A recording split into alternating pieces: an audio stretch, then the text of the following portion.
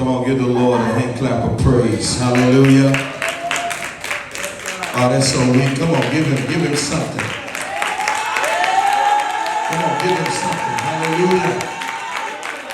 Hallelujah. He's a good God, isn't he? Jesus, we praise you. We thank you, we thank you, we thank you. Isn't he good, y'all? Y'all glad to be here tonight? Yes. I'm glad to have you. Hallelujah. Go on, give yourselves a hand. Hallelujah. Oh, Jesus. Oh, hallelujah. This is good. Good to have y'all. Good to have visitors. Well, you know, you come, your family, so it's all good. Your family anyway. Say I'm family. Amen. Hallelujah. So we've been talking about the different workings of power tonight. Say the different workings of power. Hallelujah. Say the different workings of power. And we've been dealing with the word the dunamis, but then we switched to the word energeia. Say energeia. The working of his mighty power. Say the working of his mighty power. The energy of his mighty power. Is it recorded? Is it going? Yes, sir. Yeah, boom, boom. All right. Say the working of his mighty power. Say the energeia of his mighty power.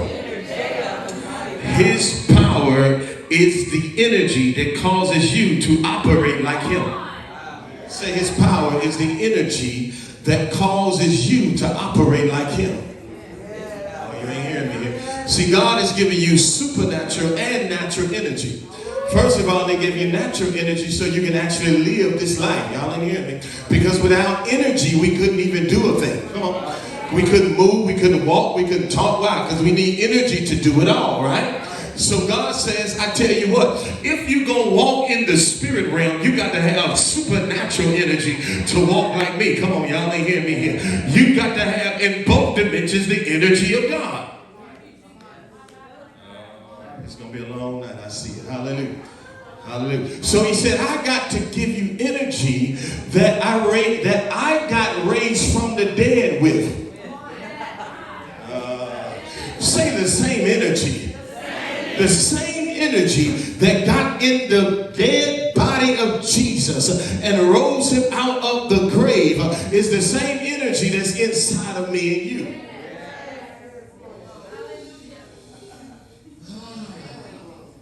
So what am I saying? Things that are dead around you don't need to stay dead. Come on, y'all ain't hearing me here. They only stay dead if God ordained them to be dead. But there are things in your life that you got power to resurrect. Come on. You got the energy from the Lord to resurrect your finances. Come on. Come on, y'all ain't hear me. Resurrect dead relationships. Resurrect dead stuff. Even dead bodies. Y'all ain't hear me. Even resurrect yourself from the dead. Hallelujah. Because some of y'all been in some dead and dry places. And you need some resurrection power to bring you out of that place. Y'all ain't oh, come on. Sit down. Hallelujah. Oh, Jesus. Say there's some situations I got to be raised up out of. Come on. Oh, I've been in them too long. I got to have the energy from the Lord to raise me out of that dead place. Oh, them dead and dry churches you've been in. Hallelujah. That dead and dry leadership you've been under. Oh, I got to have some power to come out of that dead thing, to come out of that low thing, to come out of that shallow thing, to come out of that dry thing. I got to have the power of God so that rivers can flow out of me. And did y'all bring me some towels back? Hallelujah. I need that towel. Hallelujah. Oh, Jesus. Hallelujah. Oh, my God. Y'all with me up in here? Say, I got to have the energy of God. Thank you, son. I appreciate it. Hallelujah. I say, I got to have the energy of God. Energy puts me into motion. Y'all with me? Say, energy puts me into motion. If I didn't have energy, I couldn't move. This is why life is an energy. You got to understand, when God breathed life into you, he breathed energy into you. So the same energy that gave life to the earth is the same energy that gave life into you. So that energy inside of you is a earth life-giving power.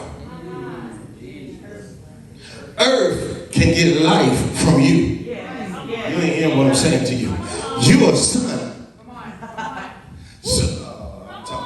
This side don't like this side. You are a son. So that means that stuff that's happening in the earth that's from the realm of death, you got a prayer life. Y'all ain't hear me here. Your prayer life is the bridge between what's not working and what shall work. Come on, y'all ain't hear me.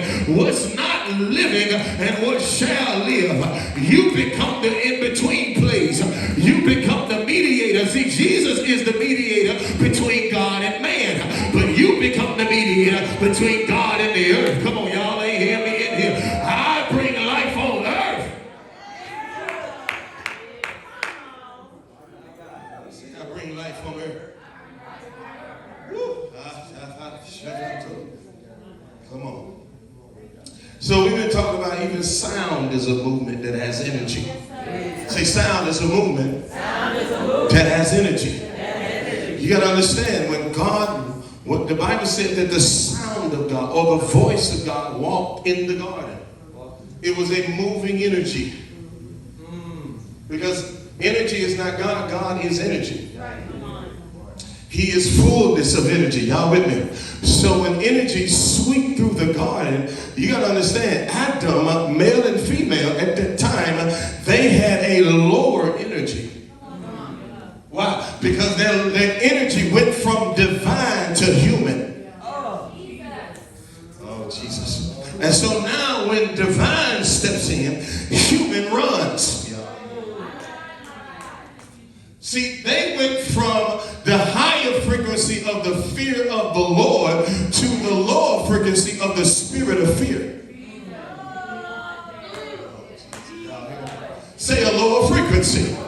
See, demons carry a lower frequency than God. Y'all ain't hearing me here. So when this spirit took over at Adam, they were under a canopy of a lower energy. They didn't know how to handle this divine energy coming. This God with all his presence. They couldn't handle it. So because they had been lowered to a dimension that they were never supposed to even experience. There are things in your life you should have never experienced. And so it causes us to run from stuff instead of confronting stuff. Oh, y'all ain't hear me here. Now you mad at the person that allowed it. Y'all ain't hear me here. But God is saying, I'm coming in this dimension to bring you back up so you can face the thing that didn't cover you in the first place. Say this is confronting season. This is confronting the very stuff that I've been allowing all this time. I've been allowing it and it's been low level energy, low dimension stuff. I got to confront it now. I got to face it because God has given me a new energy in this season to face stuff that I wasn't able to face before.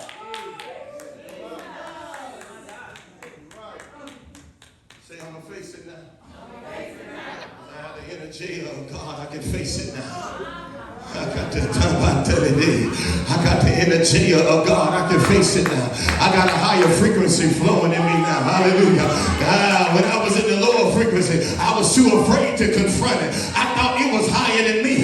But I got a revelation now. I got a revelation that what is in me is a higher dimension. So this higher dimension can confront what's low in my life.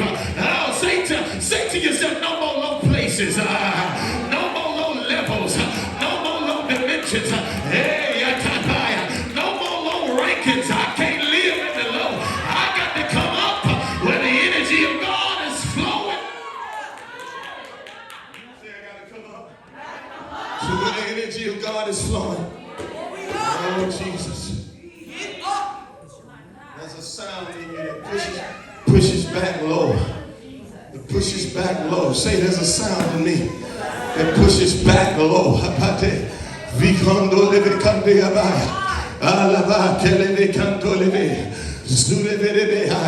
The walls of Jericho were from a lower dimension. Y'all ain't hear me. In the natural, if we looked at the walls, they would have been too mighty and too gigantic to even fall. But God said, I tell you what, I got a sound in you that will break down the walls, break down the barriers, break down everything that has been holding strong against you. You got power in your voice to break down the strongholds. There are some strongholds that you have been dealing with in your mind, and God got a sound in you that can come out of your mouth that can tear down the same strongholds that have been holding you bound for years. Barriers are coming down tonight. Come on, say barriers coming down. Say barriers are coming down tonight. Limitations are coming down tonight. Oh God, procrastinations, they're coming down tonight. Oh, come on. You've been slow to move because you've been in slow frequencies. Y'all ain't hear me. That's the problem. Your frequency level in the spirit too low. So now you've been too slow to move. But God is tearing down the barriers of procrastination. God has said, I'm moving you in my speed in this season. Where are the ones that's going to move in the speed of glory? Where are the ones that's going to move in the speed of light? Where are the ones that don't move at the speed of the present? Oh, where are the ones that will move at the sound of God? I'm not talking about hiding from God. I'm not talking about hiding from God. See, Adam and Eve heard the sound and they ran. Moses heard the sound and he went in. Say two different sounds. I got an eye. What heartbeat are you hearing? Oh my God. What sound are you hearing? What frequency are you hearing? Are you hearing the cloud or are you hearing something that's bringing you fear? You got to say procrastination is coming down in this season.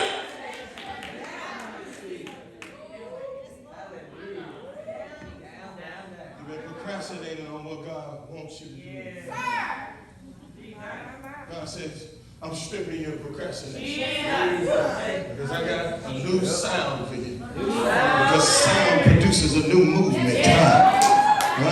You've been afraid. You know why you've been afraid to move? Because of voices from your past told you couldn't do it. Y'all like, oh my God. Even some folk in your present telling you couldn't do it. But you got to understand, if they tell you can't, that ain't your company. You got to understand and discern your company in this season, because those that are a part of your company are those that will bring you from a low dimension and thinking into a higher dimension, a higher level, a higher realm of glory. Oh. And don't do that to me. Hallelujah. Don't do that. Don't do that. Don't do that to me right now.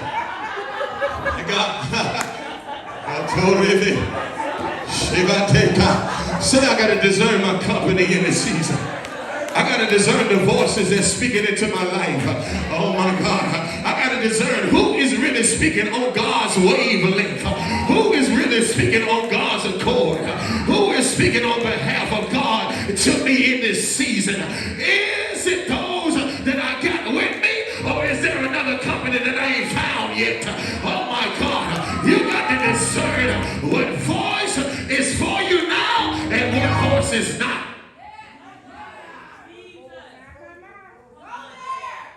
Every voice ain't for you.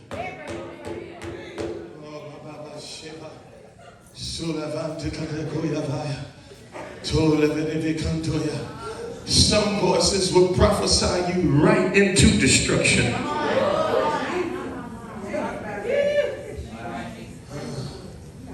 Some voices in your life will prophesy you into safety.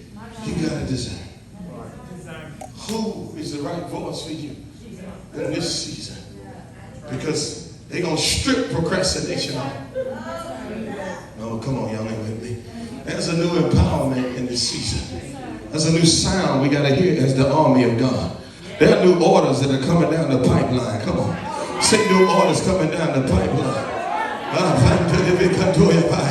decree and declare that your spiritual pipeline is being cleaned tonight. Where your spiritual pipeline has been clogged up, I decree that the fire of God is cleaning your spiritual pipeline tonight where you will hear the marching orders of the Lord clearly. I decree clarity over your life.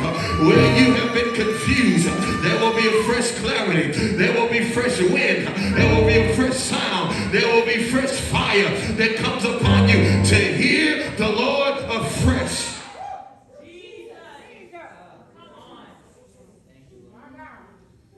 Y'all leave me alone. I got to teach hallelujah.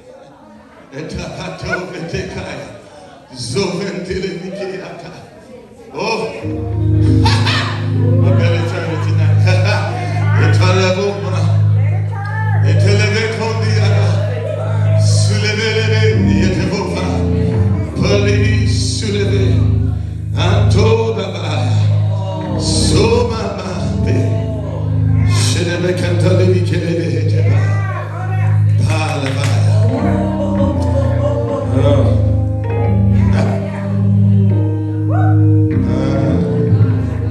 Calm down. Help me out.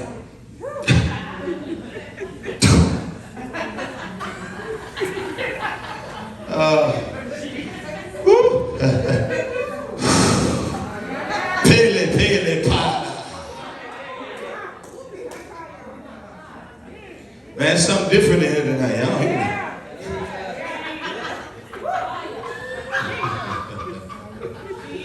Woo. Anyway, y'all good tonight?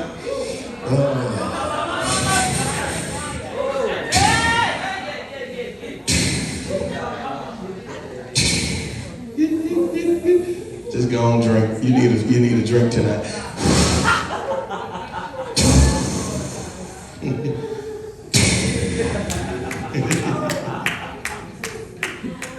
And so let's teach. Can we teach? Just hold it. So we were talking about how energy can be converted. Say energy converted. The energeia of God. God was raised from the dead through the energeia. Come on. The Holy Spirit is the energeia. The Holy Spirit brought Jesus from out of the grave. Matter of fact, that same energy went and got Jesus' spirit man up. Right. Wow. You ain't hearing me? Wow. Yes, sir. That energy went and got his spirit man plus the other spirits he been preaching to. Jesus. Come on, y'all are with me. Brought all of them out of the grave. Put all of them back in their bodies. Oh, Jesus, y'all ain't hearing me. And the same energy glorified his body.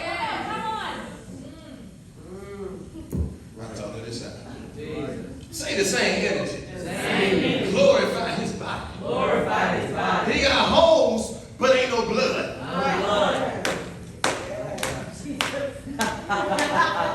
Why ain't no blood? Because blood is liquid glory. So since it's liquid glory, listen, the blood he shed only turned back to original form. See, he needed blood to be human. But when he became the glorified being, it just put it back into glory. So he need blood. Come on. Man. My God. So this same energy, he's carrying it, walking through doors.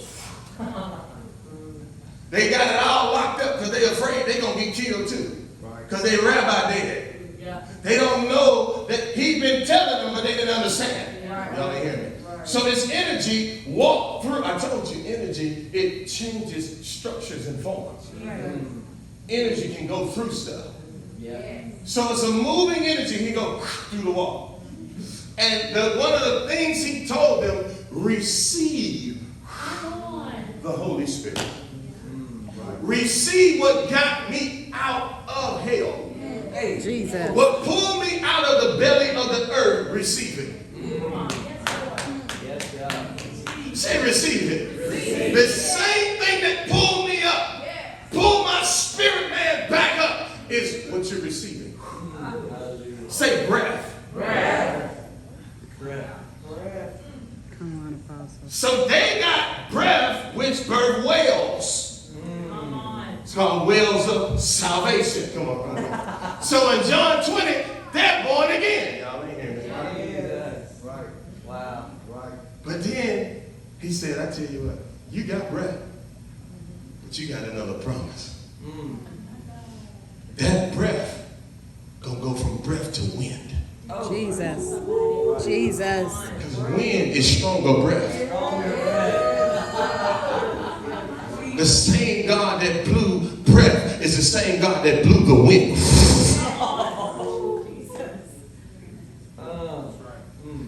So once they got filled with wind, now they became a movement to us. See, before they wasn't a movement. They just had wells that go deep. Y'all ain't hearing me? See, wells go deep, they don't go out. Breath turned into wells that go deep. Yeah. Wind turned into rivers that go out. Jesus. My God. Say wind turned into rivers. Wind turned into They rivers. go out. Oh God. Oh, there's so much I can say, but you know, hey, hallelujah. Say energy will shift us if we allow it to. This is why Jesus was saying, my Father has been working until now, and I have been working. The same word working means energeia. He's trying to tell you, my Father has been energizing me to do the work so that I can actually do the work. Yeah. Are y'all following? Yeah. We got to learn, Joasi, to discern what energy is flowing.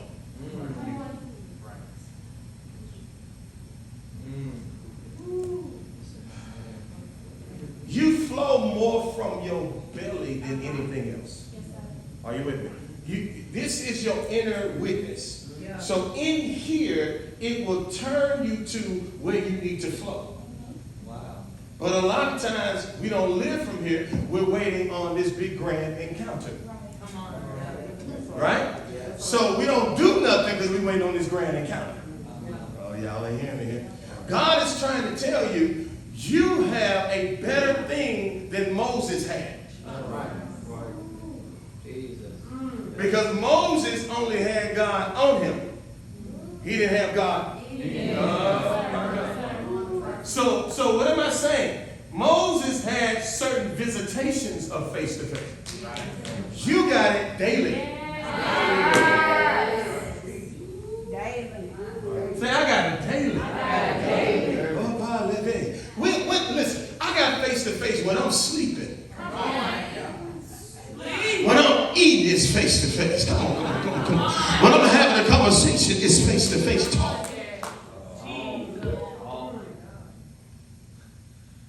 Whatever. So Jesus is learning. He's so in sync with the Father that whatever way the energy takes him, he flows with it. So Jesus is on the boat. He's in teaching mode from the wind. But then the prophetic world opened up. Now Jesus goes into prophetic energy. Come on, say prophetic energy. Jesus is in a whole new dimension because he goes past word of knowledge. Word of knowledge is too low. He's in the spirit of knowledge. Why do I say that? Because he's connected to a whole nother kingdom. Remember I talked about it Sunday. Jesus has so much knowledge that he's connected to the water kingdom at the same time. He's so connected, he is communicating with fish while he's teaching.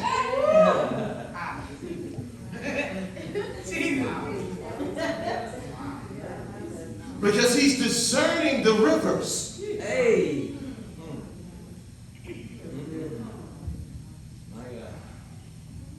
Am I having somebody? Yes. He's this is so crazy. He's teaching, Nikki, but yet communicating with another world, another species.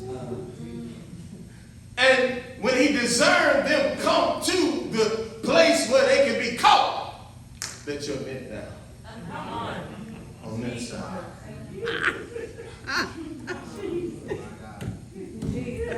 It's crazy. See, if y'all ain't getting this thing. Why you not getting it? Because you're still thinking low. Yeah. You're still thinking from this thing from a humanistic perspective. Jesus was the last Adam. The first one could communicate with animals. Yeah. So that means that every kingdom he was able to communicate with. Why couldn't the last one do what the first one did? Hey, come on, man. Come on, Apostle. Jesus. My God. Why you think he could communicate with a whole tree? Jesus. Yeah.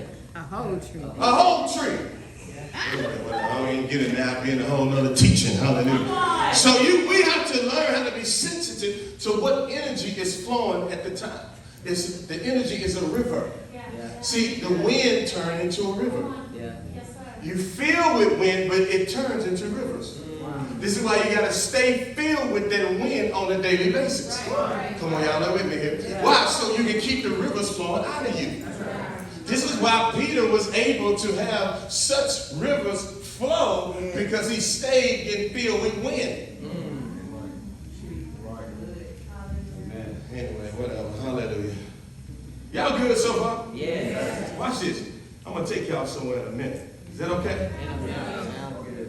I may not let you be all night. Hallelujah. Because I won't pray before crawling and walking and creeping.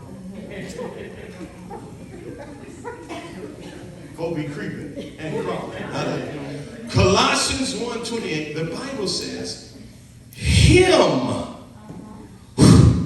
Man, you can start right there. Him. Oh, come on. Him we preach. Him. I'm going to read the rest of it. One in every man, and teaching every man in all wisdom, that we may present every man perfect in Christ Jesus. To this end, I also labor, striving according to his energeia, which works in me mightily.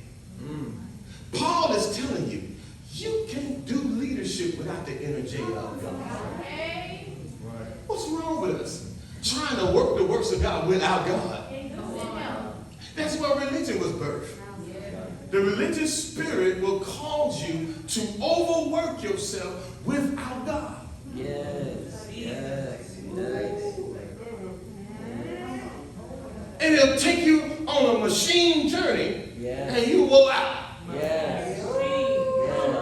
And you wonder why ain't no energeia flowing in you, because you're trying to do it without God. Listen, don't make ministry happen. Let the Holy Spirit minister for you and through you. Yes. See, your first ministry ain't your family. Speak it. Oh. Yourself. What is your first ministry? To God. Him. He's your first ministry. Then he sets up your ministry after that. We got quiet when I said that. Because he's the first ministry. How you going to know what to do with your family if you don't minister to him? Can't do nothing with them. You sitting there talking about, yeah, my ministry, my family, my first ministry. Y'all all miserable. You miserable because you ain't went to your first ministry for real. That's why he's calling your first love. He said, return to him. Hello? Got quiet in this piece. Because we got to learn first ministry, Jesus. Come on. He's the first ministry. Then out of that, we learn how to minister to other people. Right. Because when you were angry, he'll soften you up. Right. When you were jealous, he'll say, you're my son and my daughter. Come on, y'all ain't with me. Anything you go to him with, he's going to bring an exchange to you. Hey, that's good. Say it's all about exchange. Blood for blood. Spirit for spirit. Come on, come on. Heart for heart. He take out your heart for his heart. Anyway, say him we preach. So this is where I want to get to. Him we preach. Him. Say him. The different dimensions and facets of him we preach. It ain't just one thing you preach. There are so many layers of him that you got to unfold that you'll forever be preaching him. Let me tell you something. God is science. God is mathematics. God is business. Whatever arena you're in, God is that. You can preach him in all of that. Y'all ain't. You go through Genesis and Revelation and find all of that God in it. Yeah. Come on. Him. We preach. Well, you should, I can't stand before. All they talk about is apostles, apostolic, and prophetic, and God is apostles. Come on. Jesus is the prophet. Jesus is the evangelist. He is the pastor and the teacher. So you can pull Jesus out of everything you preach. It's a word in everything. Everything. He's in it all. I'm just saying. So, him we preach. So there's a difference in the faces of God. I'm going to get drunk talking. Say there's a difference in the faces of God.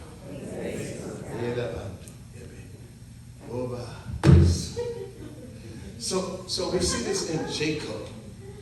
And Jacob, Jacob, the Bible said he was left alone. And a man.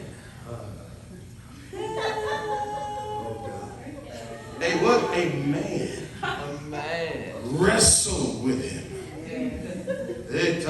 See, God will wrestle with you. Yes, he will.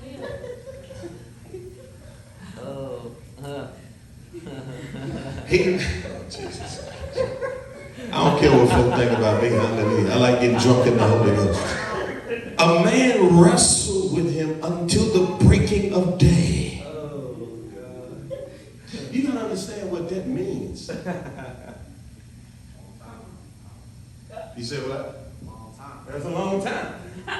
But the crazy thing is, he had to wrestle with Jacob until Jacob came into him. Because when you talk about breaking of day, Jesus is the daybreak.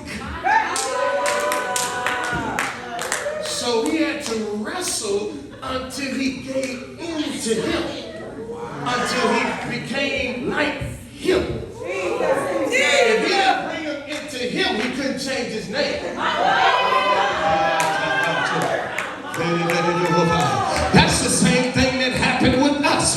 You've been going around these mountains, all these cycles, all these circles into your life, and then God just started wrestling with you, and then he bring you into himself, and now he changes your name.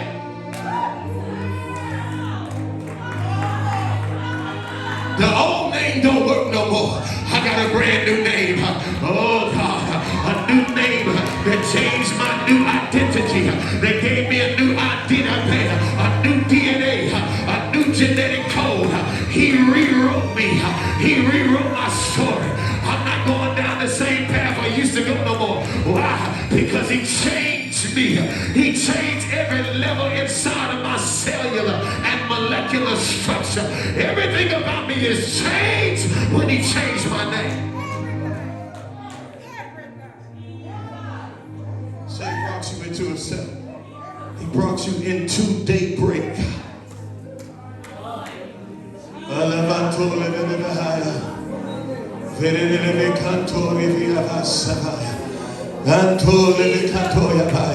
There are some seasons you get to crying in the face of God.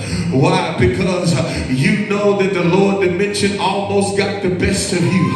But God and you in prayer started wrestling. Oh my God. You and God started wrestling in prayer, and you wrestled in prayer, and you wrestled in prayer, and you wrestled in prayer until the weeping ceased. Why? Because it don't last all night. When daybreak comes, there's no more weeping. Joy has come. Joy has come. Joy has come. Because he brought you out of the night into the day. Joy has come.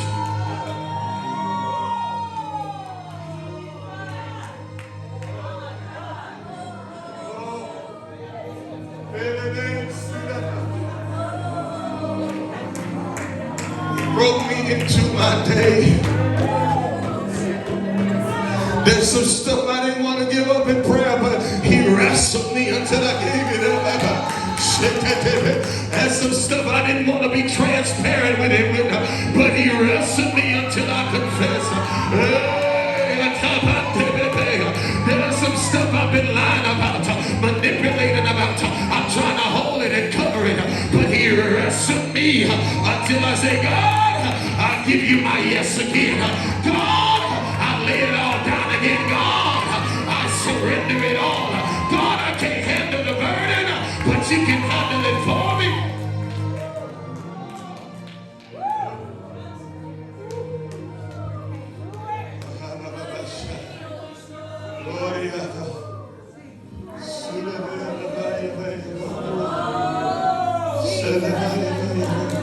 Your name ain't even the same no more.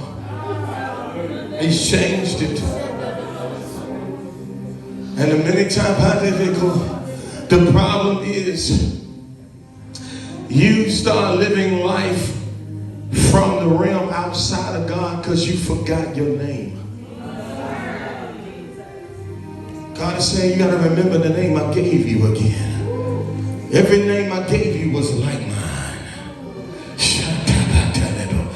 I changed everything about you. I broke you into your day. Remember the things of old.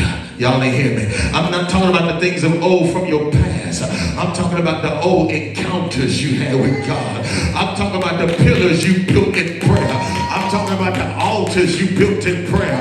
Because every altar you build in prayer, there's a new encounter for a new altar. Y'all, Abraham was building altars here, and then Jacob got an encounter here. Oh, come on. Abraham was building a ladder here, but Jacob got an encounter of the ladder here. Your prayer life is generational. You got to keep breaking into the day so you can pass on what you broke into the generations that come. There are people in the natural and in the spirit that need what's inside of your spiritual DNA. They need what's inside of your spiritual womb. You can't be stingy with your prayer life. You got to pass it on. This is the place where me and God met, when my boyfriend broke my heart, when my girlfriend broke my heart, when my wife, oh, y'all ain't hear me up in here. This is the place that the altar was built right here.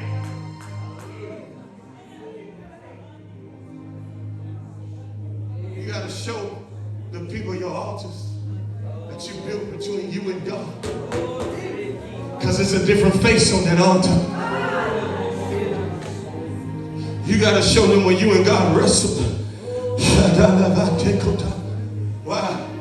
Because they got to know how to deal with what you dealt with.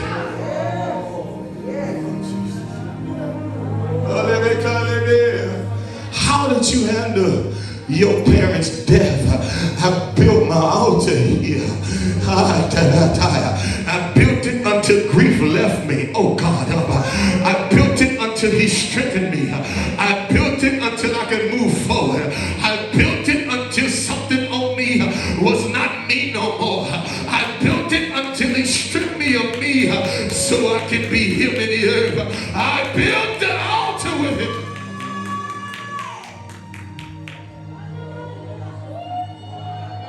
You gotta let him break us into a new day. There's a new dawn.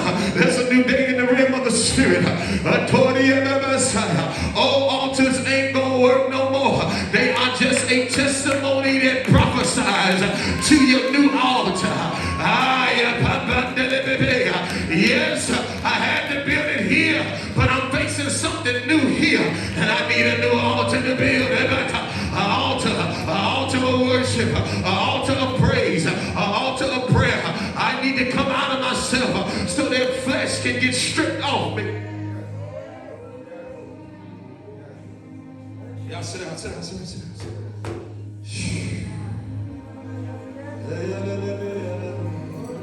Say, I need a new altar. Anytime you build an altar, there's a sacrifice. Something got to die in order for something else to live. See, you can't say you built an altar and something in you didn't die. That's the whole purpose of it. For what's in you that God don't want, it got to die. If you come out of prayer the same, you didn't build an altar.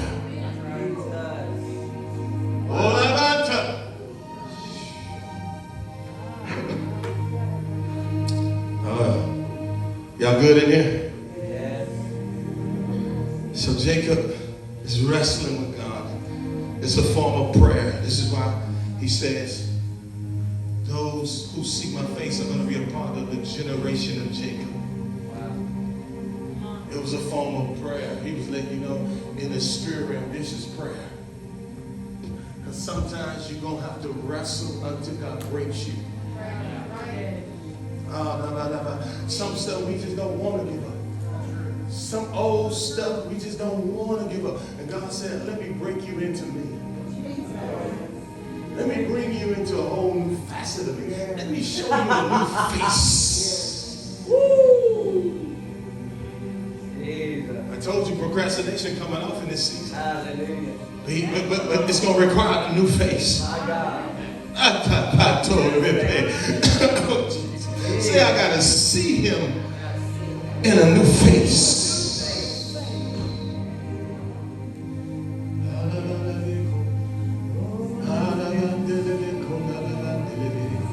Listen, you can't come from these old, dead, dry systems and try to bring them into your new season. Thank you, Lord. You need a new face. New face, my God. Because what's going to be required of you is going to take new.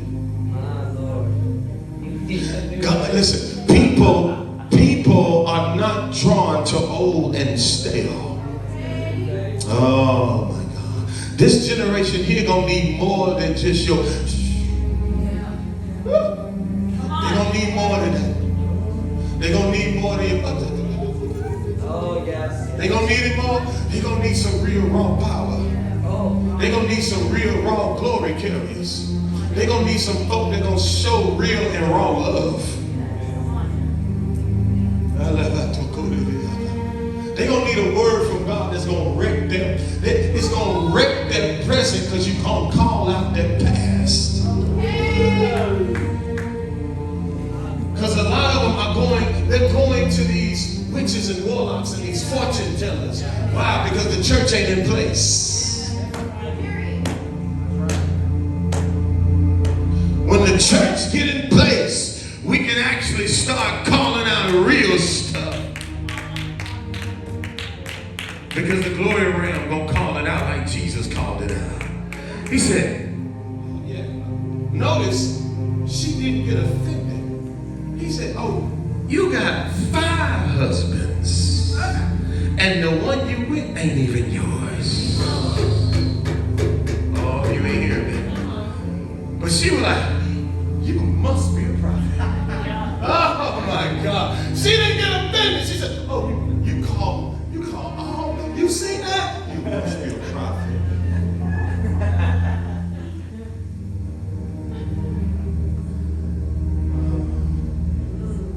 So most of the time we go and give a general there's a mighty calling on your life. And they feel like, oh, okay. Because they deep in sin. Come on. Deep down off it. And they need a word that's going to shake their core. Shake them from what they actually do and bring them out. Come on, y'all. And so they go into these psychics. Even leaders go into these psychics talking about all this necromancy going on. Talking to dead folk. Come on. And they get comfort from witches and warlocks. But the church playing. Right? Come on, we need higher stuff. It's time out for games in church, right? We need higher dimensions of flowing from the rivers, the wind turning into rivers. We need a prayer life that we can point people to and say, just go in that room right there and just go. What's in the room? Just go in there. And they walk in your room because you had a prayer life and they fall out of the room. Because you built a Jacob's ladder.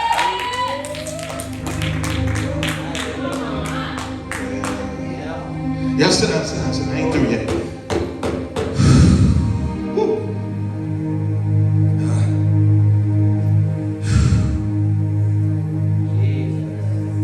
He said, your name shall no longer be called trickster.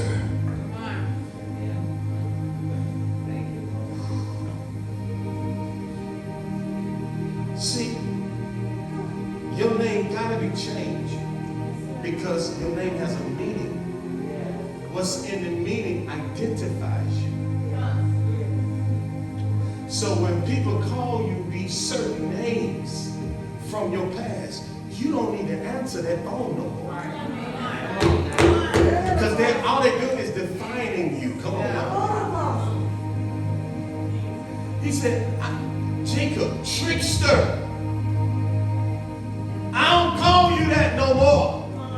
That ain't your name. Your name ain't Molly no more. Whatever that old name that them folk knew you from, that ain't your name no more. But what's my name? Israel. A prince with God. I changed you from low-level dimension to royalty. Why? For you have struggled with God and with men, and you prevailed. Jacob said, tell me your name, I pray. I told you this is about prayer. He's having a conversation with God. And he said, why is it that you ask about my name? See, he couldn't tell him his name now because it was too early to reveal.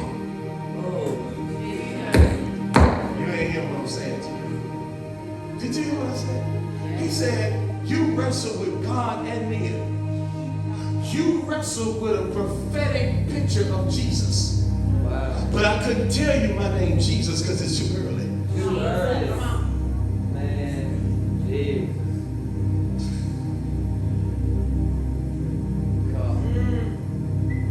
He said, I just will bless you here. And Jacob called the name of here Peniel. Why? Because I've seen God. How? Face to face. And my life is saved.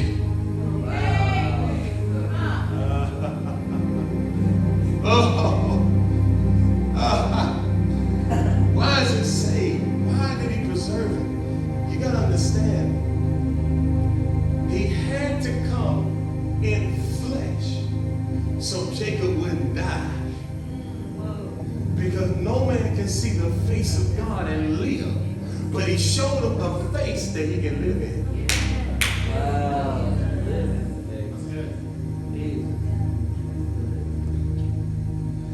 God, time and listen. All I told you. There have been times with God that I'm like, God, you got to stop pressing on me. Because you about to crush me. I'm about to go through this flow. If you don't stop, I'm going to leave earth. There are some faces you cry out for you really don't want. So he'll give you a face you can handle. Because if he gave you the face you're crying out for, you can't handle that face. It might be too much. You might have to ask them to stop showing you that one. There was a face or a glory that was on the mountain that the Lord said, don't let the people come near and touch this mountain. Because if they come and break toward me, I got to break out against them. There's a face I don't want them to see. Now go and consecrate them. Then I'll show them something they can't see. But when he tried to show them, they didn't want to see it.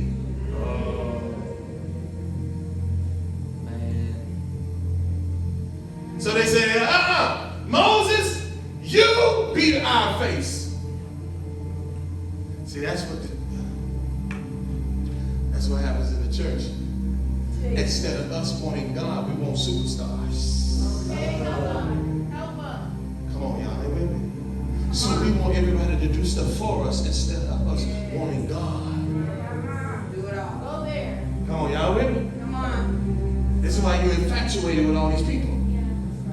Because they become the face, like the people cry for Moses to be the face. But God said, I want to be the face. But to watch it, they couldn't just come how they wanted to. They had to consecrate before they saw this. Because he wanted to be their king. Because he made them a royal priesthood.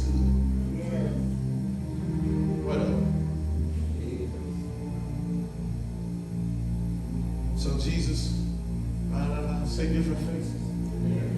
He said, I come in a prophetic picture of a man so you can actually handle this. But then I got to come in a covering of a cloud. Everybody couldn't handle the cloud. Only the one that was authorized could handle the cloud. Wow. That's why the people ran and Moses went in. Watch this. Miriam, Aaron, they buck against him. God come down in the cloud. This is not a cloud everybody can go in. So they didn't have authority to speak against God's authority. And what happened? God stepped in and he went against Miriam and Aaron. Come on, y'all. Miriam got leprosy. Y'all with me? Hallelujah. Moses, the head authority, interceded. Come on, y'all, they with me? Why? Because he said, Moses, listen, I authorize you to walk in this level of glory face to face with me. Everybody's not authorized in this place. So Moses is like, okay, I've been seeing you face to face all this time. Now, God, show me your glory. But I thought you've been seeing my glory.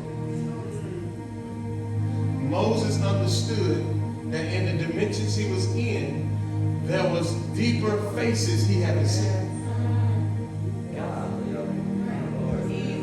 See, Moses was on a certain level of a face, but he wanted a deeper face. You know how I say the face of a man, the face of a lion, the face of an ox, the face of an eagle. Different faces. Why? Because God is like a diamond that turns. And when he turns, there's a different facet or a face that's different from what you've seen before. Wow. So the encounter you had yesterday is one face. But there's an encounter tonight and another face. Say another face. He said, Moses, you asking for something that's going to kill you. He said, why? Because no man can view me in my splendor and live. He said, I'm gonna show you another face, but it's gonna be a face that you can't, it's gonna be a lower splendor, but it's gonna be a higher splendor than you've seen. Oh, you ain't hear me. But in order for you to see this splendor, I gotta put you in another location. Say you gotta put me in a whole location, a whole place. He said, I gotta put you in this rock. I want you to stand on this rock that's beside me. Paul said Jesus is that rock. So he said, all right, I'm going to show you another facet, but you got to be covered.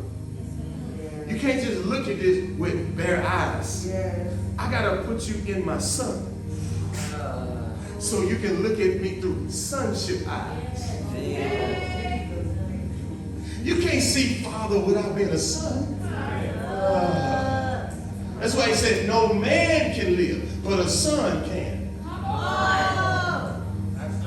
Oh my God. So he said, I tell you what, I'm going to put you in this place, but then my hand going to cover you. The hand of God is the Holy Spirit. I'm going to put you in this rock, Christ, and then the Holy Spirit going to cover you. And once I put my Holy Spirit cover you and I pass by, you're going to see my hind parts. You're going to see my backside. Anytime the Lord, y'all ain't hear me, whatever the Lord pioneers, it becomes our future.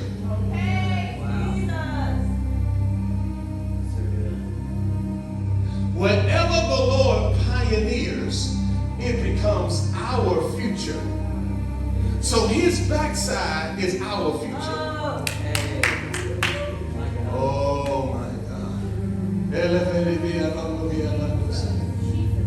Because you got to understand, when he said, I'm going to show you my back, he said, I'm going to show you the future. Because I got a pioneer before you. So Moses saw the future while he's looking at the back of God. A whole realm he's looking at. I told her about. He looking at futuristic stuff while God passing him by. He ain't just, maybe he ain't seeing a back like we would see back. When God passed by, a realm opened up. The covers, the curtains turned back. The veil came off. Why? Because he was already in Christ. And the Bible said in Christ the veil come off. So if I'm in the rock, the veil come off. I can see a whole realm that I ain't seen before. I can see Jesus on the Mount of Transfiguration. I can see Jesus on the cross as he's getting, y'all ain't hear me, as they're nailing him and the blood is running out of him. I can see a prophet that's going to rise up just like me. I see that dimension while the realm of God opens up as he passes me by.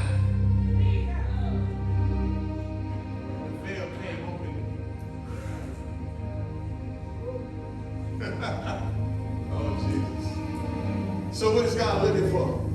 He's looking for messengers of his face. Say he's looking for messengers of his face. See, I had to preach to you to get you here. Because sometimes we come in hard and stuff got to be broken. But now you're open to hear. We got to be messengers of his face. There's a new face he want to show you tonight. That time. Oh, I felt that way. So you got to become an ambassador of his face. The Bible said that Jesus sent them out. He was talking about his apostles. He sent them out before his face.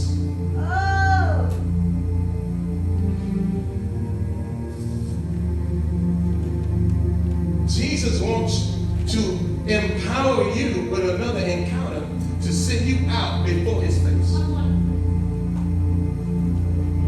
Woo.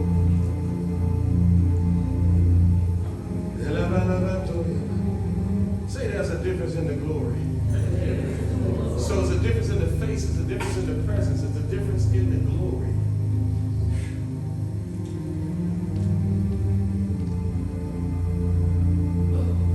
Say, I want the glory. I want to be a messenger of his face. There's three dimensions I want to talk to you about the glory.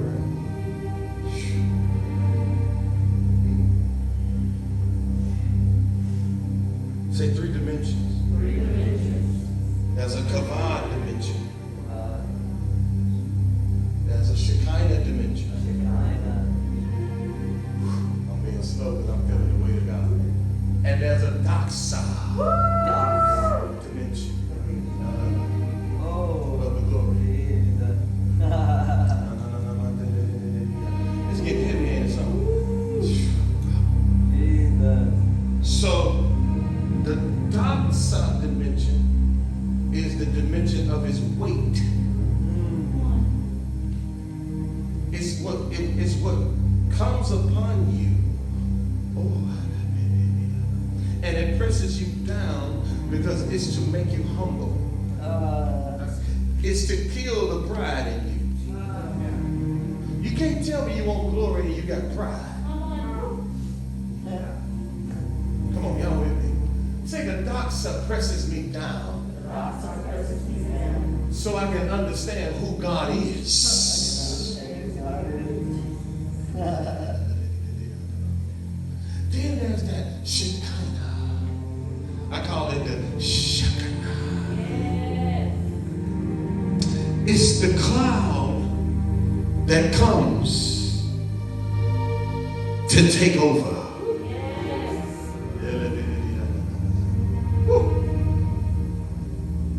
It's the same cloud that when they were ministering in the tabernacle, they had to stop because it showed up. They could no longer minister under what took it over.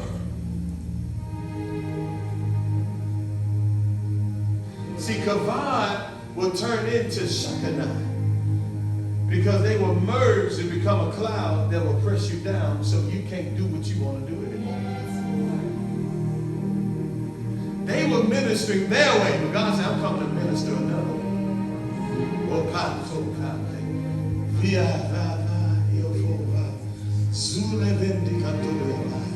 And then God says, there's another glory though that sons are going to carry. It's the John 17 glory. It's the glory that what was in Jesus came out of. On the Mount of Transfiguration. Oh, y'all ain't hear me. You got to understand, John 17's prayer was on the mountain of God. He was transfigured praying. That's why he said, the same glory you gave me, I give to them. He said, I'm going to take what's in me and doxa it into them.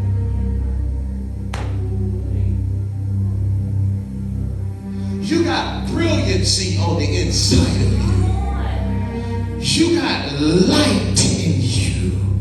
The shining that Jesus has is in you. It projects out. Many times people don't know what to call it, they just call it aura. But it's a different light that is on you that others can see and they can feel.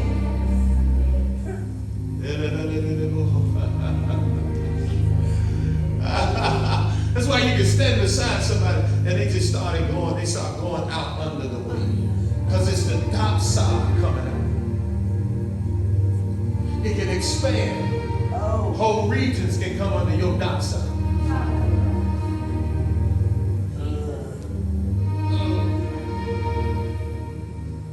Say the doxa. Only sons can carry this thing. Say only sons can carry this thing.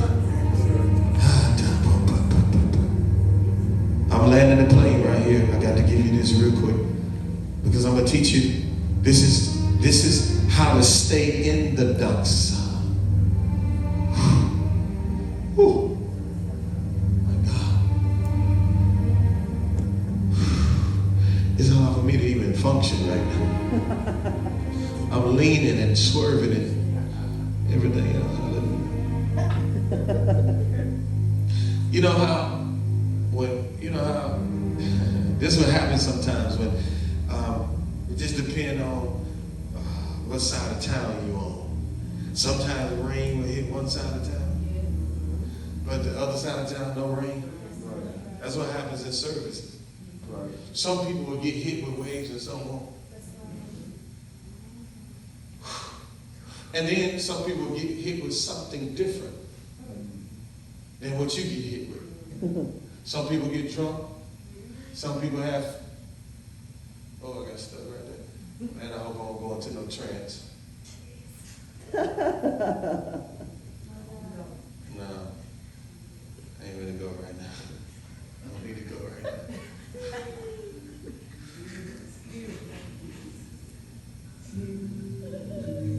I felt that they said, I mean,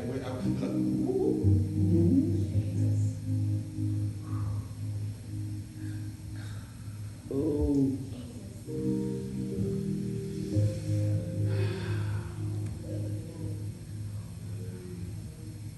See, y'all mean, whatever.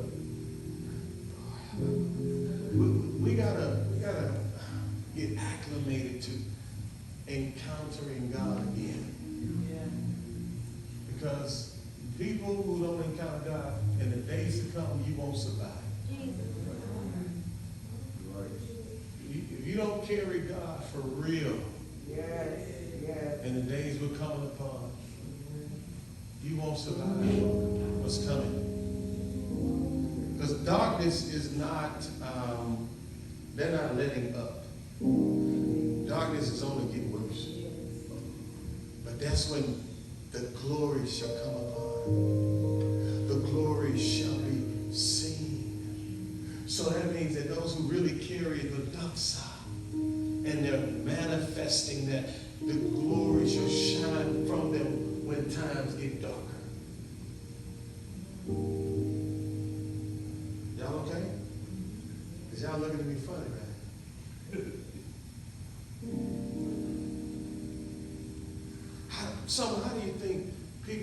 How do you think people are criticizing Barack Obama? I'm getting the tongue twisted.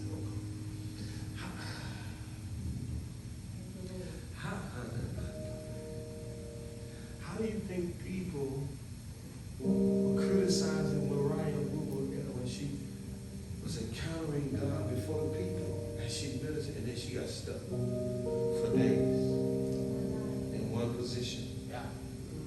And in that position, the glory covered the region.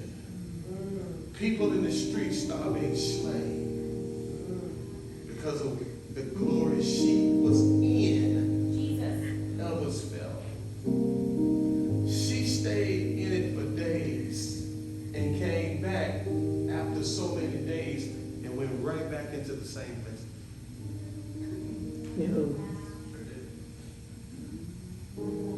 She didn't know the Bible. She couldn't read. God downloaded the Bible in her so that she could minister to the people.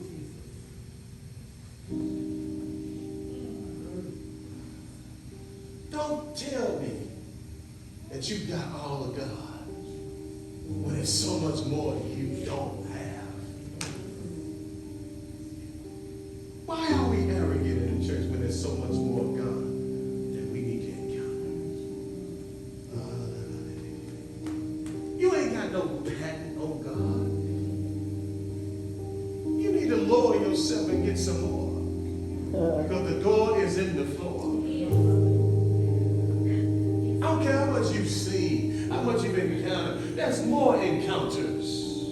There's more stuff from the realm of heaven you ain't seen before. Why do we think, why are we so complacent?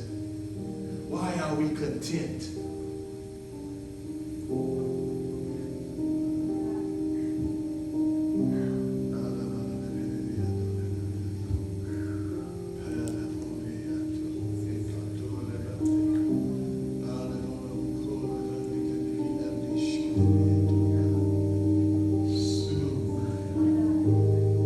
He said, listen, I'm raising up a generation that'll seek my face. I'm raising up a generation that want to see another face of me. Not the face they think they have a patent on, but the face they don't know nothing about. How can you say you know God and you still in the realm of known? Knowing God is going into the realm of unknown. When Paul said that I may know him, that means I don't know him.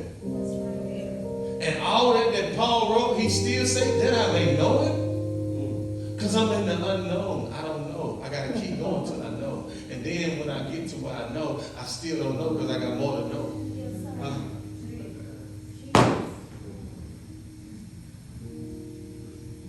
We have breeded a generation of people who are full of head knowledge, but they don't have experiential knowledge of God. We have breed of people that know church, but don't know God.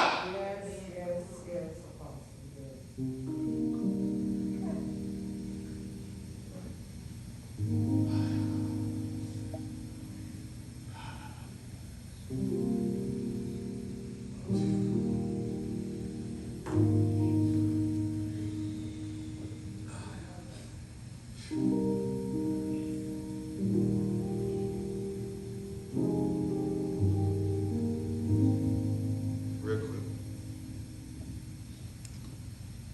He says this. See, Shekinah, Kavah, and Doxa, they all want to interchangeably work in your life. They all want to.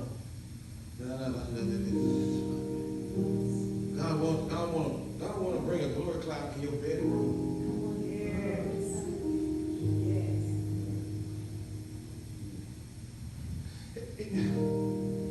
He want to so wreck you while you driving, you can't drive no more.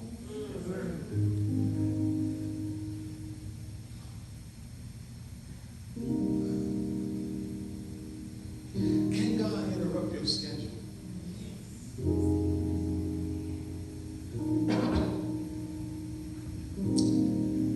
Can he come to your job and say, I got something to tell you? And then you make room for God. Can you make room for God? Or are you so routine that God can't even get in the room?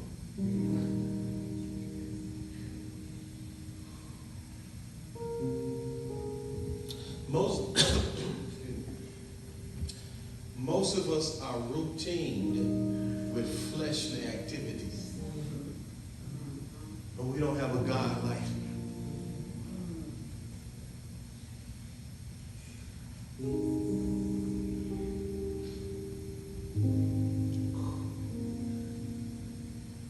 He says, if it's a choice, if we live in the Spirit, let us also walk in the Spirit.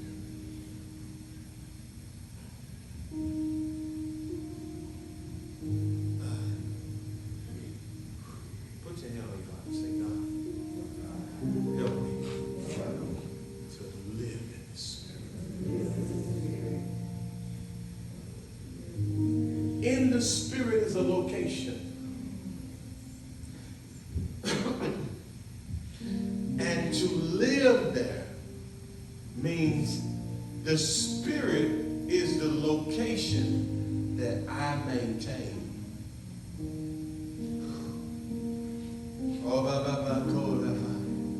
Say, the Spirit.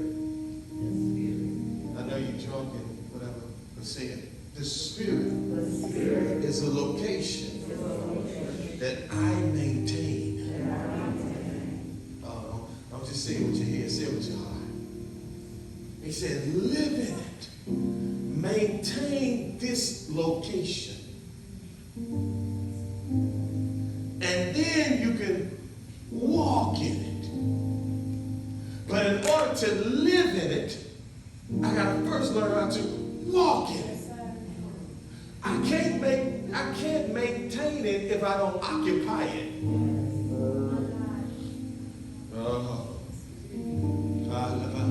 So walk means keep up.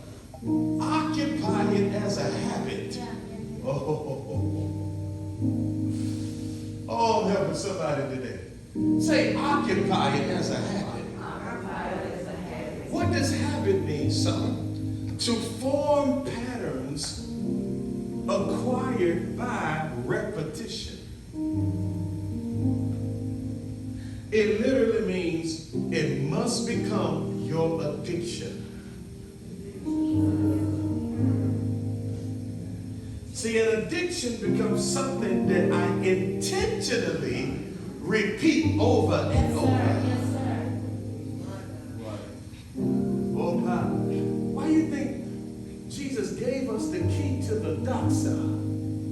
He said, I often withdraw to a secluded place so I can spend time with my daddy.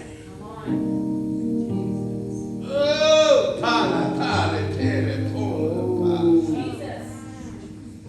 Jesus, summer in this dimension, he would spend all night talking to daddy. And then the next day, he started naming his apostles after all night prayer. Come on, y'all ain't with me. After all night prayer, come on, y'all ain't with me. He comes out and he's ministering and miracles are breaking out. Why? Because he's formed a habit of prayer. Y'all ain't here. He's formed a habit of in the spirit. Oh, Jesus, Jesus. And when he come out, he ministers in this town and the people are shocking him. They said, come on, stay in this town. He said, I have been purposed to be sent into different towns. How did he know that? The purpose was in this place. Because us, if it was us, true, we would have been jumped by people and we would have stayed. That would affect your dark side. Why? Because the other towns needed more dark side.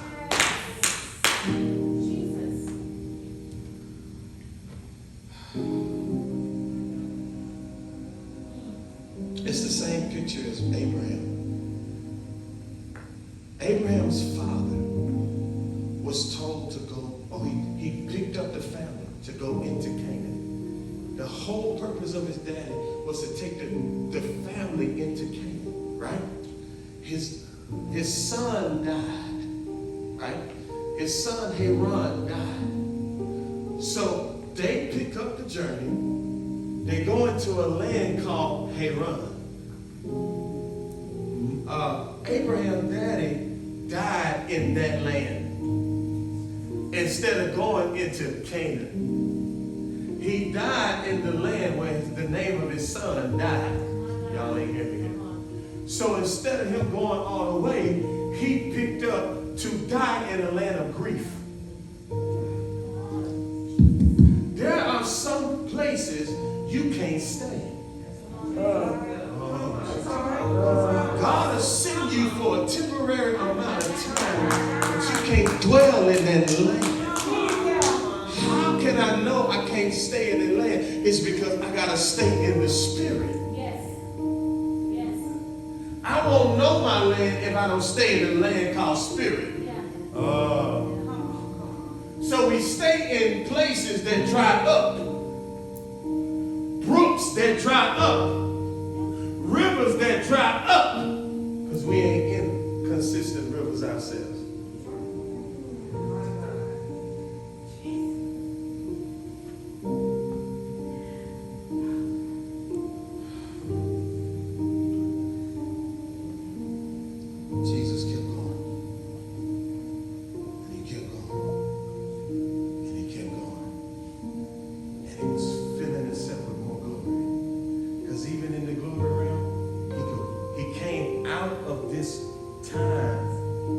living in the spirit to still being spirit, walking on water. Yes. Yes. Right? He came out of this time of spirit and said, let us go to the other side. I'm going to get on the boat. We're going to get there. Right? He sleep on the boat. But he wasn't sleep what you think sleep. He sleep because he's caught up in prayer. He's still living in the spirit while he's asleep. He's in a realm of prayer while he's on the boat. Come on, y'all. My God. And so when they said, Master, do you care? They disturbed him out of prayer. He's still carrying glory and said, peace, be still. There are going to be times, I'm prophesying while I'm teaching, there are going to be times you ain't going to get no sleep. All right. There are going to be seasons where you won't be able to sleep because of the energy of God will cause you to start going after the dark side. And you're going to crave him more than you crave sleep. Yeah. I'm telling you, God is going to put such a craving and an addiction in you. You're not going to want nothing else but God. You're going to start shutting yourself off even from people at times. Because God is going to pull you into a new face. But it's going to be a healthy pulling away.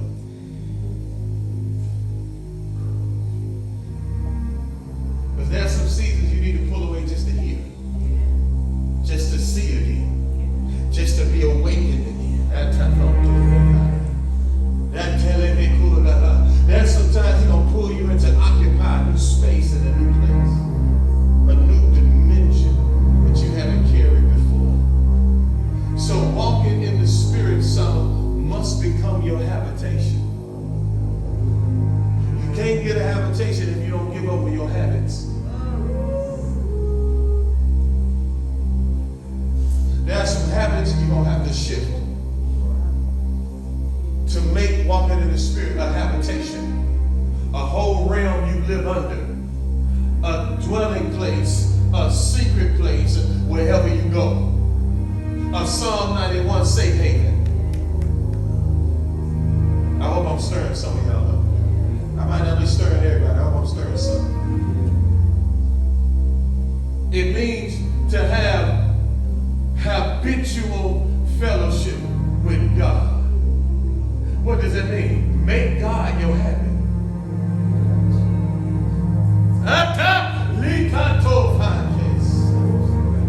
Say, I gotta make God my habit. He said, if you make God your habit, your flesh won't rule you no more. If you make God your habit, your body can't govern you no more. If you make God your habit, the natural dimension won't rule or reign.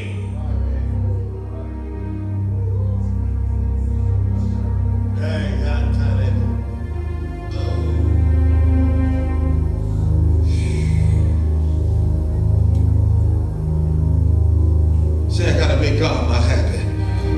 Oh God, I gotta make God my habit. God need to be your habit like you brush your teeth. God need to be your habit like you brush your hair. God need to be your habit like you put deodorant on. I'm telling you, just like you take a bath or take a shower, God need to be your habit. Why? He need to drown you in glory. Drown you with new fresh honey. Come on. I gotta bring honey out of a rock. There's some hard, stony places that God want to make it sweet. He want to bring honey out that place. Those places of unbelief, he want to make them flesh. He want to make them flexible. He want to make them adjustable. flexible and pliable. Oh my God, are y'all hearing me here? He want to make you out of a land flowing with milk and honey. He want to make you eatable and drinkable. If you hunger and thirst, I'll fill you up. You become a living river. You become one that give milk and honey away, where people can eat and come on, y'all can hear me. They can hunger and thirst for what's on the inside of you, so they can eat and drink from you, so you can be the one that fills them up. God will use you as his delegate in the earth. As you make him your habit, he'll make you a delegate, one that will delegate on his behalf, one that will give them the rain, one that will give them the fire, one that will give them the honey, one that will give them the milk. Oh, come on, y'all ain't hearing me up in here. One that will give him the jewels of heaven. They'll give him the body parts of heaven. Whatever they need in this hour, God will feed the 5,000 through you. He'll feed the 7,000 through you. He'll feed the multitudes through you. Whatever they need, you'll become that place, because you make God your habit, which he becomes a habitation in your life.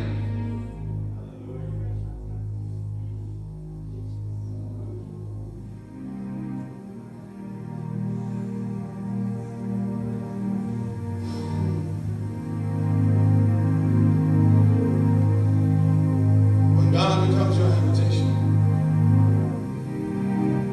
You become walking bread and walking wine.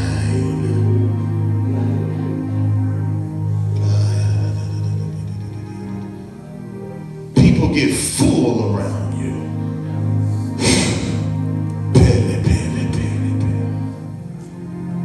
That's why the Bible said, woman of God, Enoch walked with God.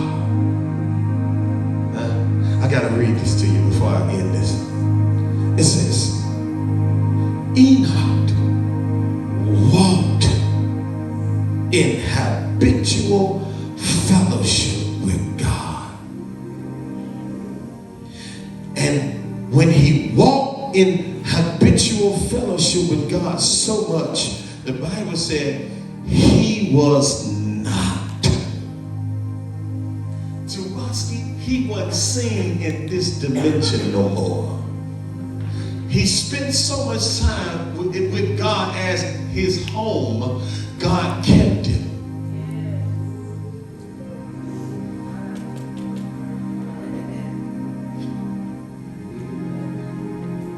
He said he was no more. That means there's a dimension of the face of God that God want to bring you into where you become no more. You got a new name, a new identity, a new face. Jacob, you ain't Jacob no more. You're Israel. You're my prince. You're my king and my priest.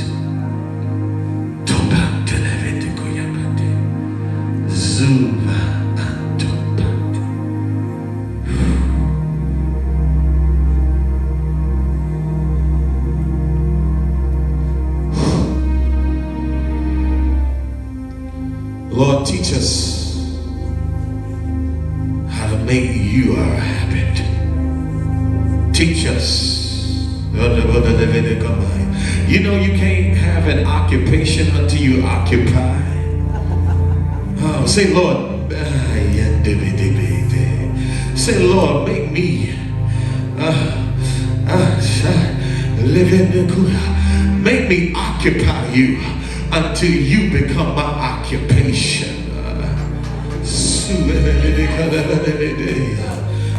Make me give me new habits, because I want you to be my habitation.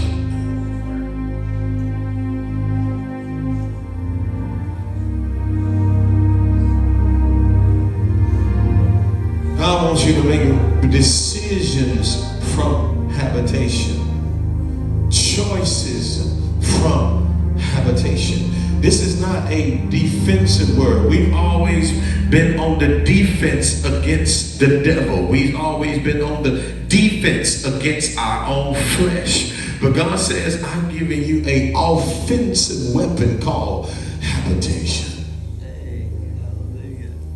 if you make me your habitation, my glory will be your shadow.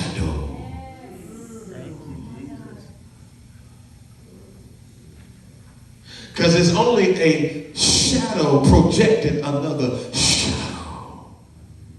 I will abide under the shadow. Woo. Oh my God. The glory is a whole shadow. That's why he said, I come in the dark cloud. When you come in and out of me, you'll carry shadow, glory.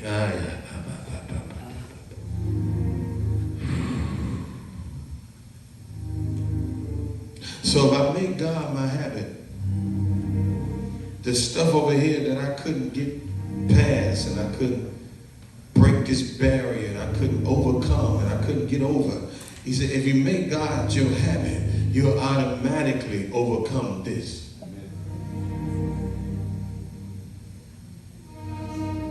The days we don't overcome is the days we have not made him a habit. Say, God, make me one that'll make you my addiction. I want to be an addict of God. Oh God, say I want to be God's addict. I want to be addicted to it. If I don't get presence, I start shaking. Come on, y'all. If I don't get presence, I start jittering and getting agitated and bouncy and jumpy. I can't get in. Listen, you need to get in the presence of God before you get in the presence of people. Come on, y'all. Make it a habit out of getting in God's presence before you get in the presence of people. Most of the time, we just want to get in the presence of people and then we miss out on presence of God. Now we go through our day agitated. We go through our day worried. We go through our day hurt and harmed. We go through our day with all kind of problems because we didn't get in his face before we got in somebody else's face. Oh, come on. Learn how to change your habits in this season. Change your habits. Just say, I got to change my habits. I got to make him my habit. I got to make his word my habit. I got to make meditation on his word my habit. I got to make prayer my habit. Come on. I got to make worship my habit. I got to make praise my habit. I got to make it. I got to make it. I got to make it. Whatever God thinks I need to do in this season, I got to make it a habit before me because I want him to be my habitation. I want my own cloud of glory. I don't want to come to church just to get a cloud. I want my own cloud. I want a cloud by day and a fire by night. When people come in my room, I want them to fall out under the presence. When they get in the car with me, they can't stop weeping because God's presence is in there with me. When they enter my house, they immediately come under the realm of peace. You ain't got to leave peace when the peace is already there. Oh my God, come on, y'all ain't with me here. When they come around me, they get drunk. They start laughing uncontrollably. They might have contemplated suicide, but they don't want to commit suicide no more because they came in my presence, because I'm a carrier of his presence. Oh my God, they might have had depression, but when they come out of my presence, they ain't gonna be sad no more. They might have had problems today, but the weight of their problems ain't on them no more because the barriers have been broken by the presence that I carry. Come on, y'all ain't hear me. The habitations you carry start changing, not just you, but other folk around you. They can't be around you and not change. Oh, we got to learn how to be burning lampstands in this season. Oh, carriers of the lamp of God, carriers of the candle of God, carriers of the fire. We got to learn how to be burning bushes in the wilderness. Things might not be looking up, but I got a whole fire. I got a whole bush that won't consume. I told oh my God, my climate got to change. My altitude got to change. I got to start learning how to go up the mountain of God. The mountain of God gonna change my altitude. I'm gonna breathe differently this season. This season I won't breathe no more in low places, but I'm going to higher realms and higher altitudes to breathe. I'm gonna breathe heavenly heavenly aroma, heavenly incense. Y'all ain't hear me up in here. I'm going to smell different. I'm going to see different. I'm going to hear different. I'm going to think different. My heart going to beat different. I'm going to move different. My motion going to be different. I'm going to go in and out of realms you ain't never been in before. But I'm going to bring back some stuff you ain't never seen before, because I've been in realms you ain't been in. Oh my God. God want to become your habitation in this season, so you can give away angels food. There's angels food that you gonna eat and you gonna be able to give to somebody else. Oh, Elijah ain't gonna be the only one eating angels food. The nation of Israel ain't gonna be the only ones eating angels food. There's gonna be angels food that's gonna go inside of you, and you gonna be going in the strength of angels food. You gonna go on a different fast. You ain't gonna have to fast from food, because you're gonna be in ate from a different dimension. Oh, there's another realm he's bringing us into.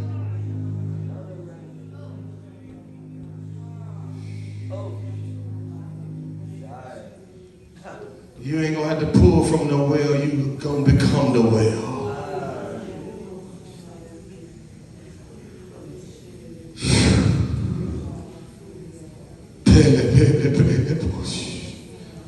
Say, God, I want you to be my habitation.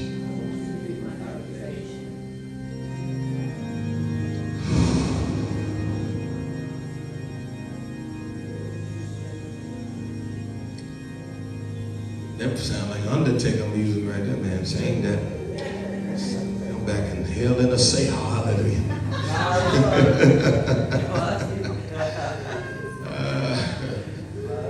If you watch wrestling, you know exactly what I'm talking about. Oh, Jesus.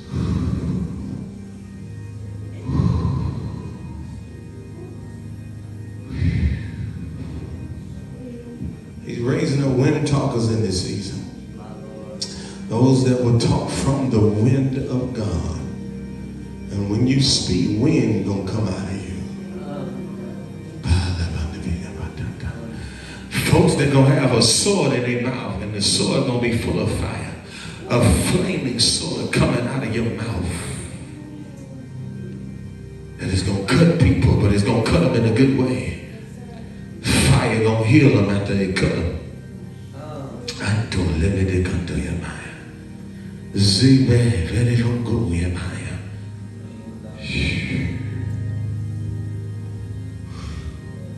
So you got to understand, when you talk about the word rest is in the glory. You ain't, listen, a lot of this lazy stuff we call rest, it ain't rest. Rest is in the glory dimension. When you get in the glory, that's when you rest. Now you don't strive to operate. Now you just follow a cloud. You start it's orchestrated by your daddy. That's how Jesus operated. He operated from rest because he is the Sabbath. He is what the energy in him pulled him to do. And he followed that energy. He followed those rivers. He followed the workings of his Father. And he learned how to flow like his Father.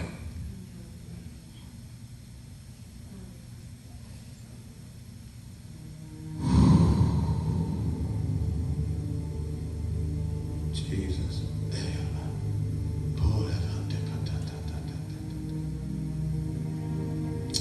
Put your hands on your neighbor. Just put it lightly on their shoulder.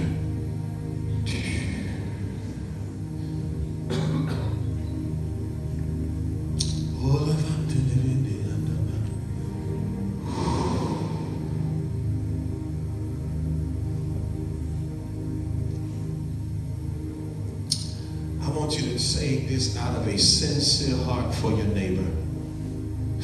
And listen, as you say it, the neighbor that they say it for mean you.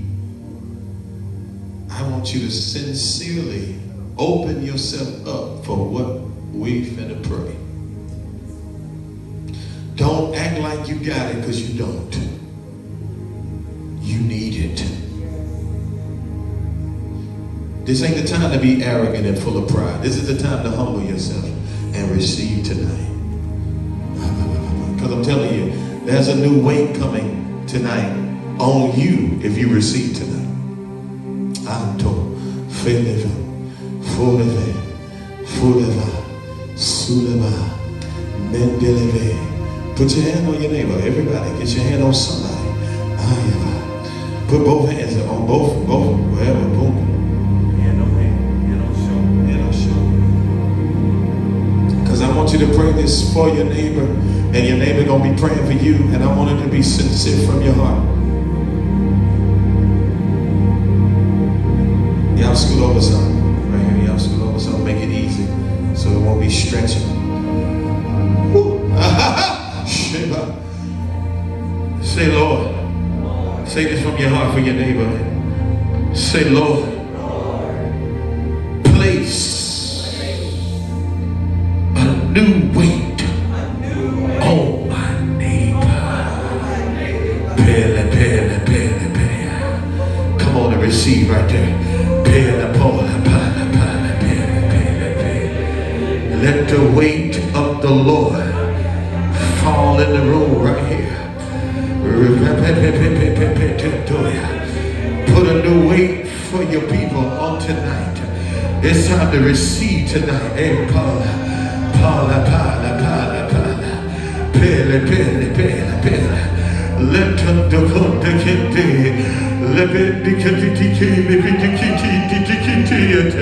Let the command of the Lord rest on your people tonight. Weight of the glory, weight of the glory, weight of his presence, weight of his presence. Oh, weight of his presence. Rest upon your people. Rest upon your people. Rest upon your people. The weight of God come to humble you. The weight of God come to bring you low. The door is in the floor. Just receive tonight. Get out of your head. Don't try to think it. Don't try to overthink it. Just receive the weight of the glory. The weight of his presence. The weight. Come on. Let it run. Let it rest on you tonight.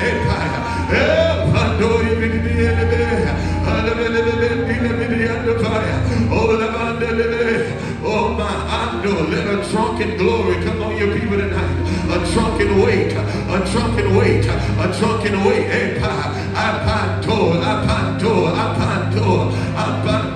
A new weight of his face. A new weight of his face. A new weight. Just receive tonight. Receive.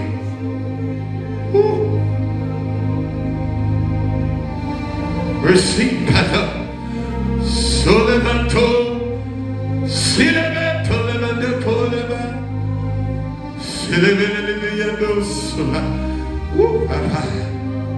Let the weight of his glory fall on us.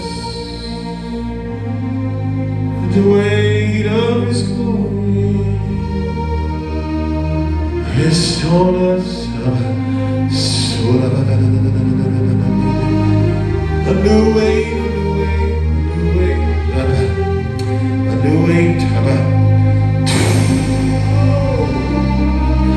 weight. A new weight. Just yield.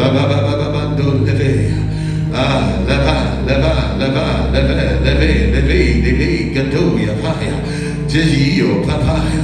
Pato, rapaya. Zomando, okondo, okoya, leve. A new way. Epo, opo, rapanto, yapendikishe. Oh, Anto, Oko, yepe.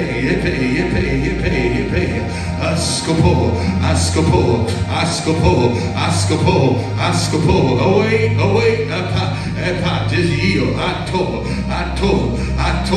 Ato, repaya, repanto, atolebe, zoma, anto, obo, toya, pelepoa, pelepora, pelepora, pelepole, pele, pele, pela, sula, sula, sulapaya, sulapaya, sulapaya, lebe, lebe, lebe, lebe.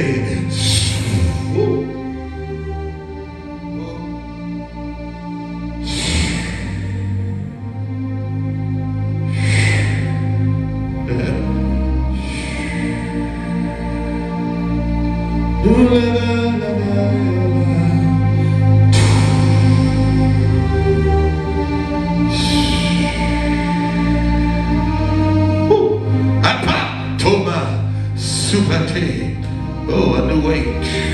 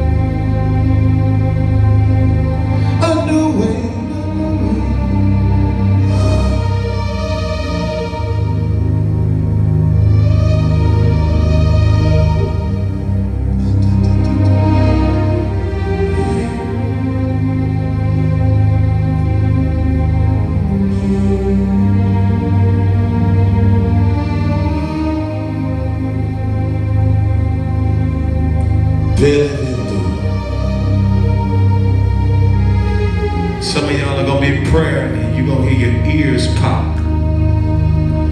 It's just like a plane going into new altitudes and your ears start popping.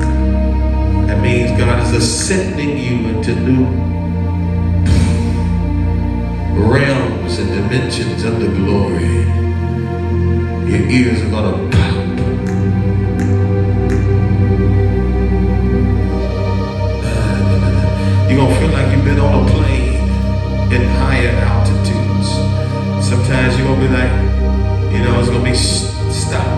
clogged up, like it happens on airplanes. And you're gonna hear pops. That's God taking you into new altitudes you haven't been before. A new way, a new way.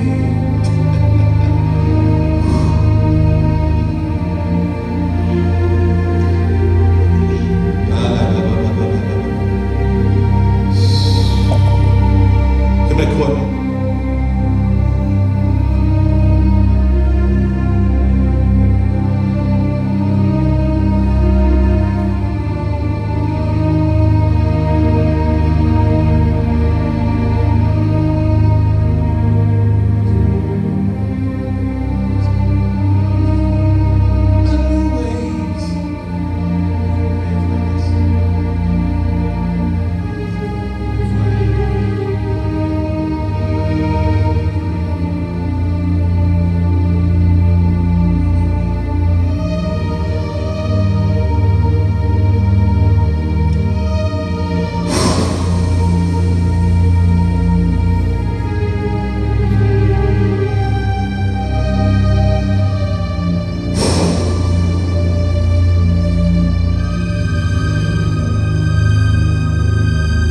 This is a gentle wind tonight, but yet weighty.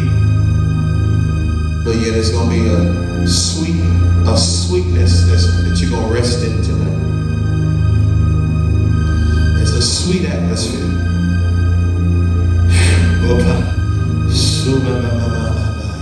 Come in, time.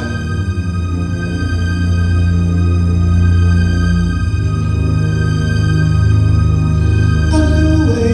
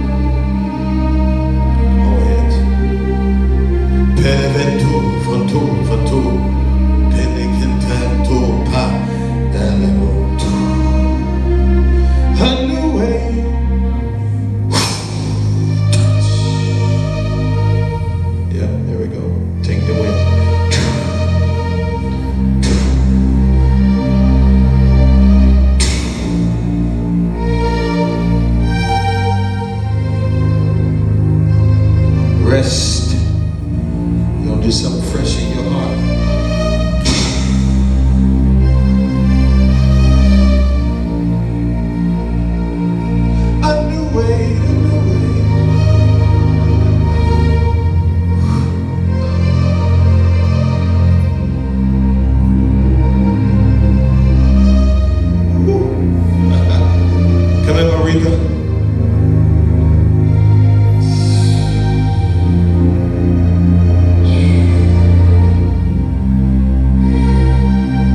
It's heavy.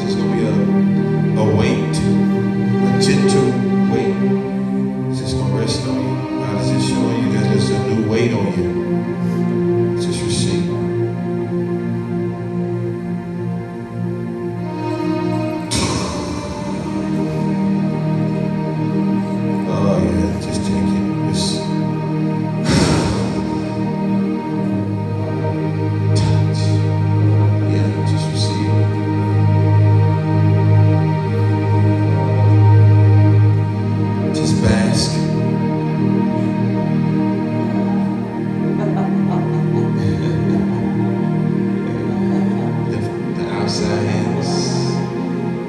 Yeah, lift that one. Yeah, keep that one. Yeah. Anyone of y'all need healing in your body? Oh, y'all good? Y'all good?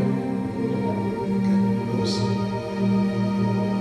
Just close your eyes and just receive. A new way. Oh yeah.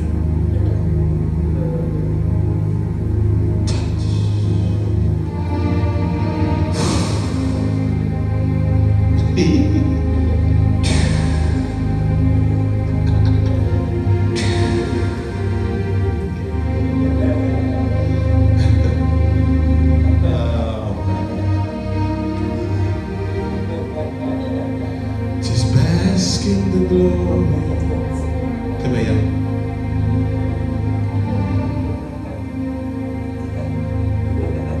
Come here.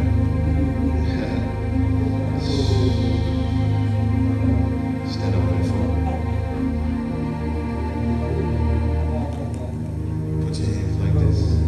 Close your eyes. Just receive.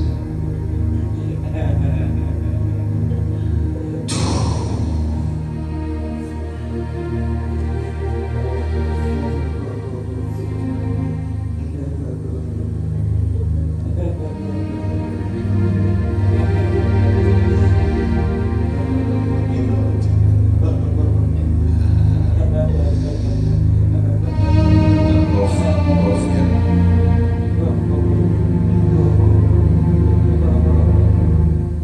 It's your resting season. And it's going to come with weight of glory.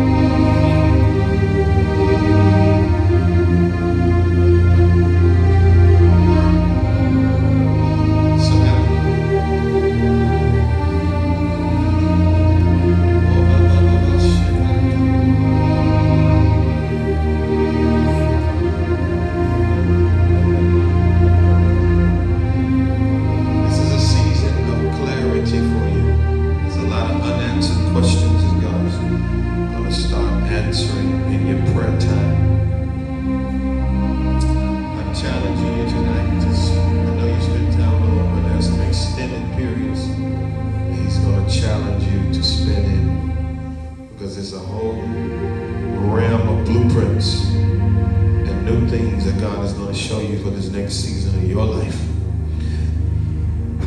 Sometimes we become the support and the pusher of other people, and you're good at that. But God says, I'm going to bring out of you what I placed in you.